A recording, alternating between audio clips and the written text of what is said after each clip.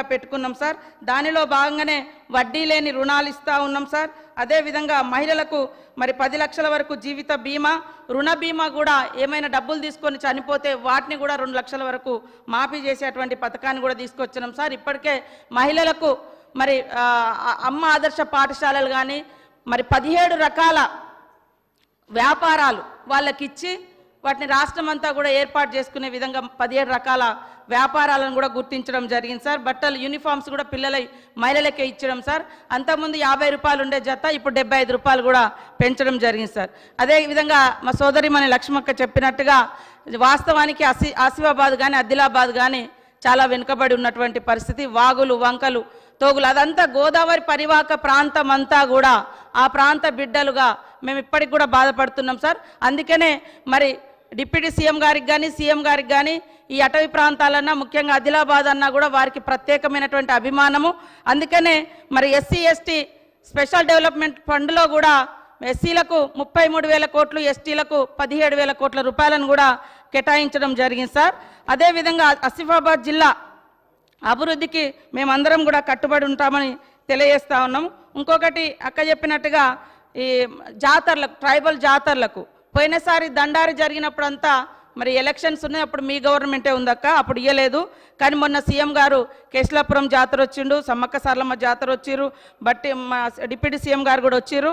ఖచ్చితంగా వివిధ జాతులు కులాలు వారి వారి ఆచార సాంప్రదాయాలను గౌరవించడం మా యొక్క ఉద్దేశం. తప్పకుండా వాటిని కూడా ఇస్తామని తెలియజేస్తా ఉన్నాం సార్.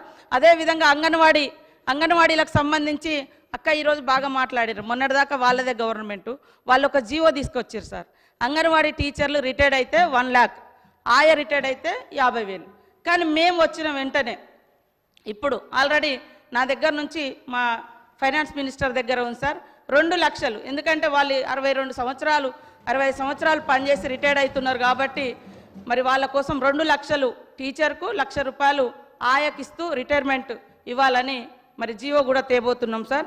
అదేవిధంగా ఆశలకు కానీ అంగన్వాడీ టీచర్లకు కానీ ఇచ్చినటువంటి ప్రతి మాటను నిలబెట్టుకుంటామని తెలియజేస్తూ ఉన్నాం.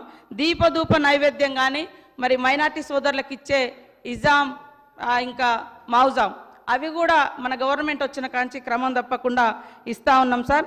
కొమరంభీం ప్రాజెక్టు కూడా అక్క అన్నట్టుగా మరి కిరణ్ కుమార్ రెడ్డి గారి ప్రభుత్వం కాంగ్రెస్ ప్రభుత్వంలో కట్టారు. కానీ మీరు అందరూ 10 సంవత్సరాల నుంచి మీరే అధికారంలో ఉన్నారు, అక్కడ ఎమ్మెల్యేలు మీరే ఉన్నారు. మా దాంట్లో గెలిచిన వాళ్ళు కూడా అధికారంలో ఉంటే అన్నీ ఇస్తాయని అటు పోయినరు, కానీ అది ఇంతవరకు ముట్టుకోలేదు. కాబట్టి ప్రత్యేక దృష్టి పెడతామని కూడా మా డిప్యూటీ సీఎం గారు మొన్న చెప్పడం జరిగింది సార్. బడ్జెట్లో తప్పకుండా పార్టీలకు అతీతంగా చేస్తాం సార్. నేను ఒక ఆదివాసీ బిడ్డగా నేను 5 సంవత్సరాలు ఎమ్మెల్యేగా ఉన్నా సార్. లాస్ట్ ఇయర్ నాకు ఒక్క రూపాయి కూడా CDF ఇవ్వలేదు సార్. మస్తు బాధ అనిపించింది. కోర్టులో కూడా నేను వేసిన సార్, కోర్టు మెట్లు ఎక్కిన సార్. కాబట్టి నేను అట్లా అనట్లేదు, కానీ నాకు బాధ అనిపించింది. కానీ ఎప్పుడు నేను అసెంబ్లీలో మిమ్మల్ని దూషించలేదు, ద్వేషించలేదు. జస్ట్ ఏ సబ్జెక్ట్ ఉంటే అదే మాట్లాడినా. ఈరోజు కూడా సార్ నా తండ్రికి సంబంధించి పదే ఆ రోజు మా ఇంటికి పోయి ఇచ్చారు సార్. ఎకరం 17 గుంటలు.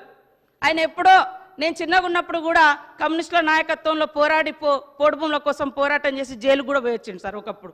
ఆ పోరాటాలన్నీ చూసి సోనియా గాంధీ గారు చట్టం తీసుకొచ్చింది. ఆ చట్టం వచ్చిన తర్వాత కొన్నాళ్ళ తర్వాత ఒక ఎకరం 17 గుంటలు ఎవరైనా ఎక్కువ తీసుకుంటే ఖచ్చితంగా చట్టానికి అతీతంగా ఎవరున్నా దాన్ని శిక్షించాల్సి. నేను ఎమ్మెల్యే కాకముందే మా తండ్రి దున్నుకుంటా ఉన్నాడు సార్. నేను అడవిలో ఉన్నప్పటి నుంచే ఆయన పోడు కొట్టుకొని సాగు చేసుకునేది పదే.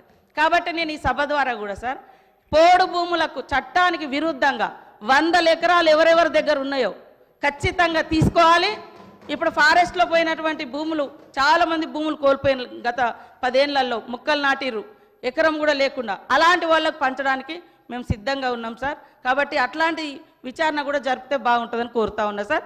లక్ష్మక్క గారు చెప్పినవన్నీ ఖచ్చితంగా వెనుకబడ్డ ప్రాంతాల అభివృద్ధికి కాంగ్రెస్ ప్రభుత్వం కట్టుబడి ఉంటుంది. నేను కూడా ఎప్పుడు కూడా వాళ్ళను ప్రతిపక్షం అనే విధంగా చూడలేదు సార్.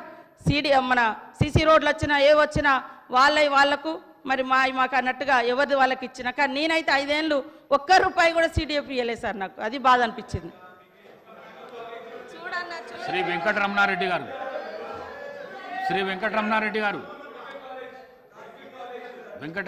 గారు